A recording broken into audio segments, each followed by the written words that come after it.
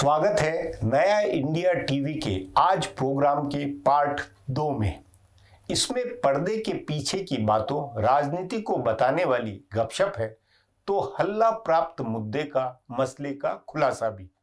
सो सुने और पाएं बेबाक बेधड़क जानकारी, वह सोचें कि क्या सही है और क्या गलत। पहले सुने आज की गपशप।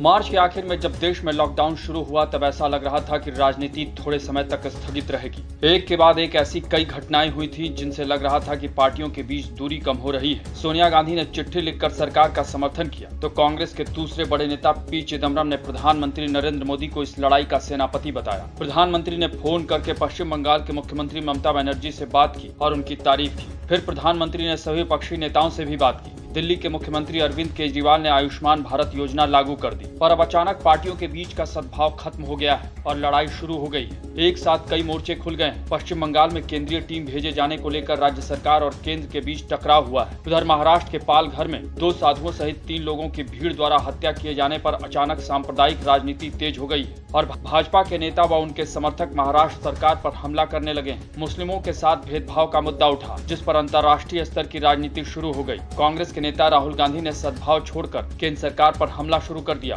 बिहार से लेकर पश्चिम बंगाल और केरल आदि राज्यों में चुनाव के हिसाब से राजनीति होने लगी। कुल मिलाकर कोरोना वायरस से लड़ाई अभी अगले दौर में पहुंची भी नहीं कि भारत की पार्टियों ने इससे इतर अलग राजनीति शुरू कर दी है। कांग्रेस पार्टी को संगठन में बदलाव करना है, पर ऐसा लग रहा है कि यह बदलाव साल के अंत तक टला रहने वाला है। सब मान रहे हैं कि कोरोना का मामला अभी कई महीने चल सकता है। तभी पार्टी के जानकार नेताओं का कहना है कि साल के अंत में नवंबर या दिसंबर में कांग्रेस का अधिवेशन हो सकता है। ध्यान रहे, इससे पहले भी कांग्रेस के अधिवेशन सर्दियों में ही होते रहे। दिल्ली में इंदिरा गांधी स्टेडियम में या उससे पहले दिल्ली के बुराड़ी में सर्दियों में ही कांग्रेस का अधिवेशन हुआ था। यह भी कहा जा रहा है कि अगर सर्दियों तक अधिवेशन टला रहे तो फिर राहुल गांधी को दोबारा अध्यक्ष बनाने को न्याय संगत ठहराने का आधार मिल जाएगा। ध्यान रहे, राहुल ने पिछले साल मई में इस्तीफा देने का ऐलान किया था। अगर तुरंत ही फिर उनको अध्यक्ष बनाया जाता तो विपक्ष को सवाल उठाने का मौका मिलता। इसलिए अगर यह मामला 1.5 साल टला रहता है और उसके बाद फिर राहुल अध्यक्ष बनते हैं तो कांग्रेस नेताओं को इसे जस्टिफाई करने में आसानी होगी। उससे पहले उम्मीद की जा रही है कि कांग्रेस के अंदर बहुत सी चीजों को सुलझा लिया जाएगा। दुनिया भर के देशों में चीन के प्रति नफरत बढ़ती जा रही है। इसकी एक ताजा मिसाल जर्मनी में देखने को मिली है। कोरोना से सबसे अधिक प्रभावित यूरोपीय देशों में एक जर्मनी भी है। ध्यान रहे, जर्मनी यूरोप की सबसे बड़ी अर्थव्यवस्था वाला देश है और वहाँ स्वास्थ्य से लेकर आर्थिकी तक सब कुछ बिगड़ा हुआ है। तभी वहाँ के एक लोकप्रिय अखबार बिल्ड ने चीन को 12 लाख करोड़ रुपए का एक बिल भेज दिया है। इसमें कोरोना वायरस से जर्मनी को हुए नुकसान का पूरा ब्यौरा दिया गया है और उसकी भरपाई की मांग चीन से की गई है। जैसी भावना जर्मनी में है वैसी धीरे धीरे दुनिया के ज्यादातर देशों में आ रही है। ऑस्ट्रेलिया ने कहा है कि वह चीन के खिलाफ कार्रवाई चाहता है। ब्रिटेन की ओर से कहा गया है कि कोरोना वायरस का संकट खत्म होने के बाद वह चीन के खिलाफ कार्रवाई की पहल करेगा। दुनिया भर के देशों की ओर से अमेरिका ने मोर्चा खोला हुआ है। अमेरिका चाहता है कि चीन उसे इस बात की इजाजत दे कि वो अपने विशेषज्ञों की एक टीम वहां भेजे जो वायरस की उत्पत्ति से लेकर उसके फैलने तक के पूरे सीक्वेंस की जांच करे। चीन इसके लिए तैयार नहीं है। चीन अगर मंजूरी नहीं देता है तभी अमेरिका जांच कराएगा और जो भी संभव होगा वह कार्रवाई भी करेगा। हाल फिलहाल की सुर्खियों में, बहस में जिस बात ने आपके जहन में पेठ बनाई है उसका भला क्या मतलब है और क्या है उसका और छोर। सो क्यों न अब जाना जाए आज का खुलासा। कोरोना वायरस के संकट के समय में सांप्रदायिकता का एक बेहद खतरनाक नैरेटिव तैयार किया जा रहा है और यह अनायास नहीं है। इसके पीछे सोची समझी सुविचारित योजना दिख रही है। यह सिर्फ कोरोना वायरस के संकट से जुड़ा मामला नहीं है, बल्कि दिल्ली में विधानसभा चुनाव के बाद हुए दिल्ली के दंगों का ही विस्तार दिख रहा है। कोरोना के बहाने तबलीगी जमात के लोगों पर हमला मार्च के महीने के आखिर में शुरू हुआ। दिल्ली के निजामुद्दीन इलाके में तबलीगी जमात के मरकज की अनुमति दी गई। कोरोना वायरस के मामले के आने के शुरू हो जाने के बावजूद उसे दी गई मंजूरी रद्द नहीं की गई, जबकि दिल्ली के मुकाबले उस समय कम संवेदनशील रहे मुंबई में राज्य सरकार और पुलिस ने तबलीगी जमात के मरकज की अनुमति रद्द कर दी थी। सो इस नैरेटिव की शुरुआत जाने अनजाने में हुई दिल्ली पुलिस की उस गलती से होती है जिसमें उसने मरकज के लिए दी गई अनुमति वापस नहीं ली थी और उसके बाद भी इस पर ध्यान नहीं दिया था कि मरकज के लोग अभी वहाँ हैं या चले गए। एक दिन अचानक राष्ट्रीय सुरक्षा सलाहकार के निजामुद्दीन पहुंचने और तबलीगी जमात के लोगों को वहाँ से निकालने की खबरें मीडिया में आई। उसके बाद की कहानी को मीडिया और सोशल मीडिया ने संभाल लिया। सारे दिन चैनलों पर खबरें चली कि कोरोना का मतलब तबलीगी जमात है। इसे मुसलमानों से जोड़ा गया और इस बहाने उनको देश और मानवता का दुश्मन बताया जाने लगा। यह नैरेटिव कोई 1 महीने चला, तब जाकर प्रधानमंत्री नरेंद्र मोदी की प्रतिक्रिया आई। हालांकि तब तक तबलीगी जमात के ऊपर से फोकस हटकर दूसरी तरफ जा चुका था।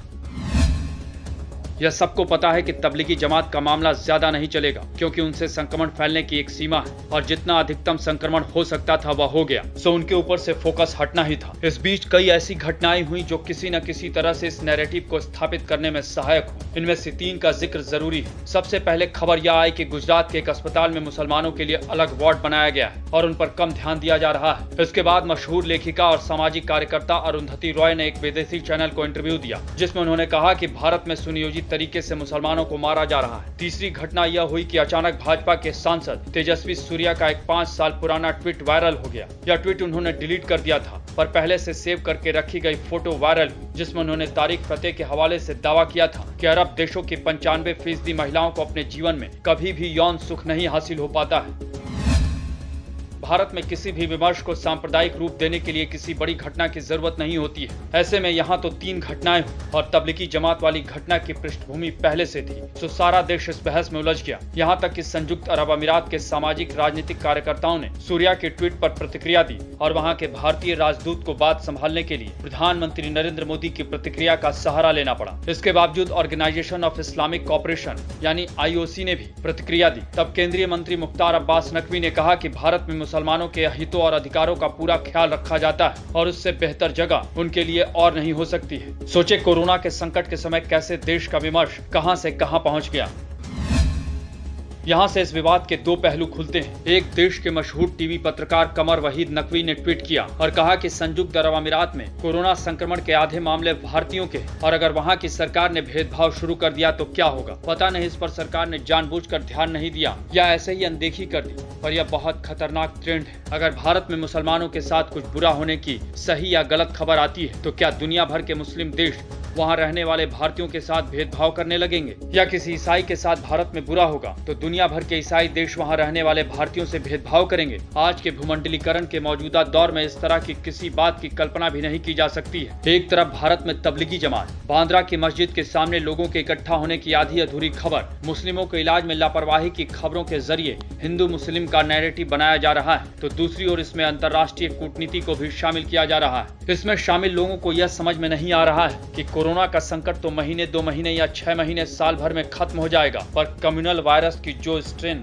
लोगों के दिमाग में भरी जा रही है उसका जहर कभी खत्म नहीं होगा। कोरोना से बहुत बड़ी कीमत इसके लिए देश को चुकानी पड़ सकती है। आपसे अनुरोध है, रिक्वेस्ट है कि नया इंडिया टीवी की इस चैनल पर एपिसोड इमेज के नीचे लाल पट्टी में लिखे सब्सक्राइबर बटन को जरूर दबाएं।